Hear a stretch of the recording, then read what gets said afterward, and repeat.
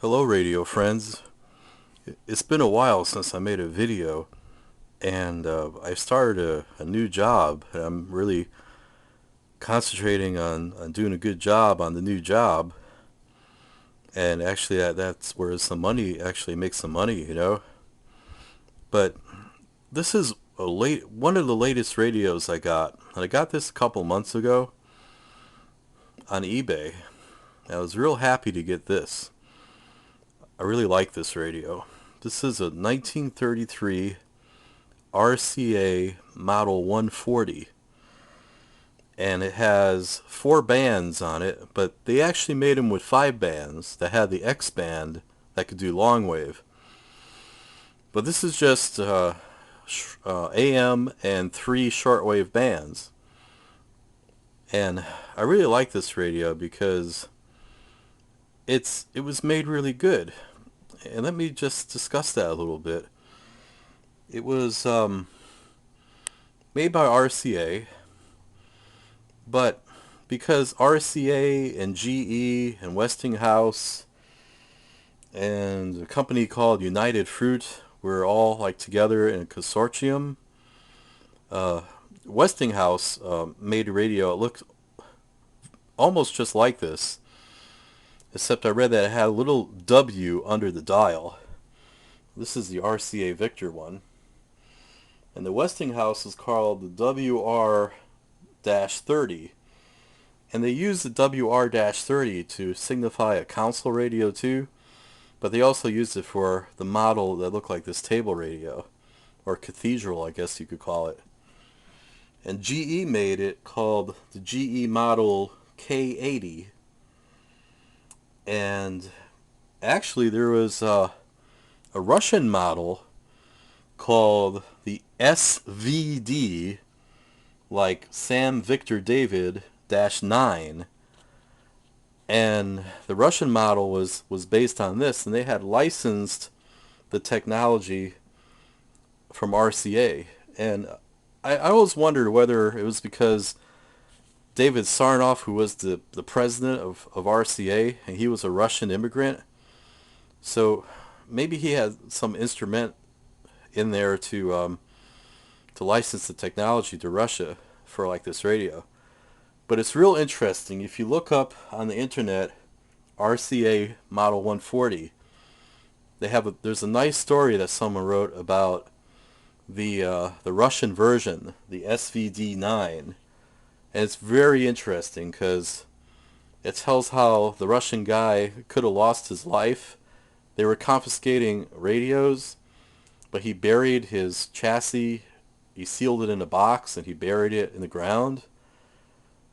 And he took the cabinet in to like the radio depot, like in the post office where you're supposed to turn it in. But he put like a homemade radio inside with one tube. And if he got caught, like they said, they would have just took him out back and executed him. But he knew the radio was very good and he spent a lot of money for it. So he did retrieve it after the war was over. But the cabinet he had got destroyed. But look it up on the internet and you could find the story on that. And it's very fascinating. They have pictures of the Russian version and all that. Let me show you a little closer on here. There's the dial. And it's 4 bands. And they have brass plates behind these dials.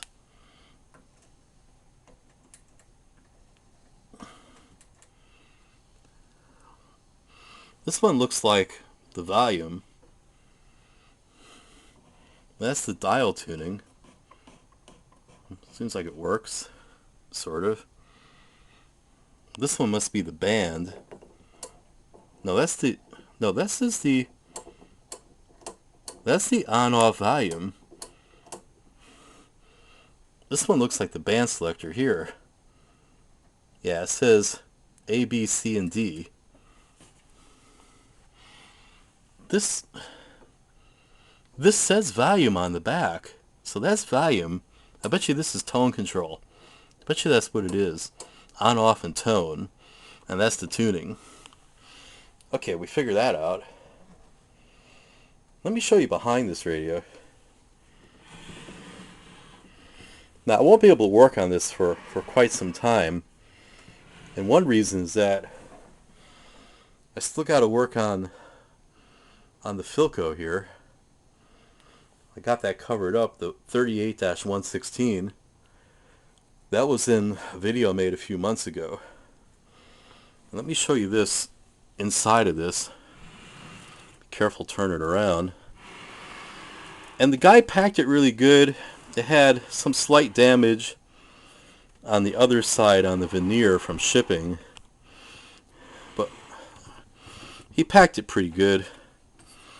There's some scratches there, but all in all, for the age, it's very good. It's very heavy radio. I mean, it must weigh like 50 pounds. That's my Bomber transoceanic there. Let's see inside of it.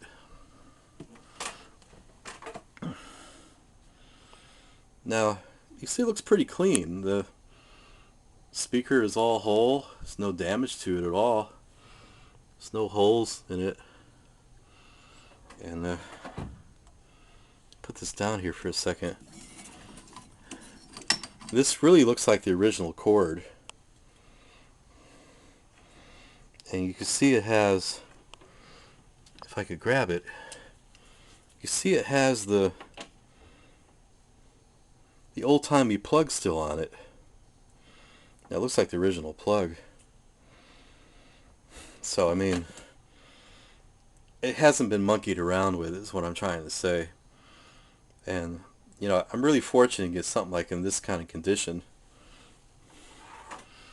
You can see it has, well, it's hard to see on here, but it has a 4-gang tuner, which is like really cool. Those are better for the super heterodynes, having a 4-gang tuning capacitor.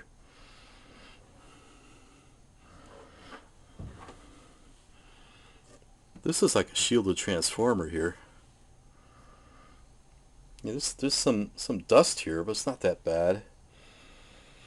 And it uses a Model 80 rectifier tube, and the other tubes are, I read they were 2.5 volt heaters. And I got documentation here on it from nostalgiaair.org. I always like listing everyone that I get information from. And again, it's like a little novel. You know, it's a complicated and sophisticated radio for its time and for today. And it has documentation I got here from nostalgiaair.org. And this one I want to show you in this picture here. On the bottom of it, it has 1, 2, 3, 4, 5, 6, 7, 8, 9, 10, 11, 12, 13, 14, 15. 15 trimmer capacitors that you adjust from underneath to adjust like the dial linearity and all that. So I mean, it's like they really made a radio a lot better than they probably had to. And I mean, 15 trimmers to adjust, it's like, it's wild. But it's a very good radio. And I'm just really fortunate to get this. I was looking for one of these for a while, and one turned up. I'll just turn it around really easy here. So I don't want to hit the Bomber radio at all. Just enough room here to spin it around. See? And that's what it looks like in the front. And it's really nice. It's a nice Cathedral radio, and they made it really good. So anyway, take it easy, folks. Have a great day. Bye.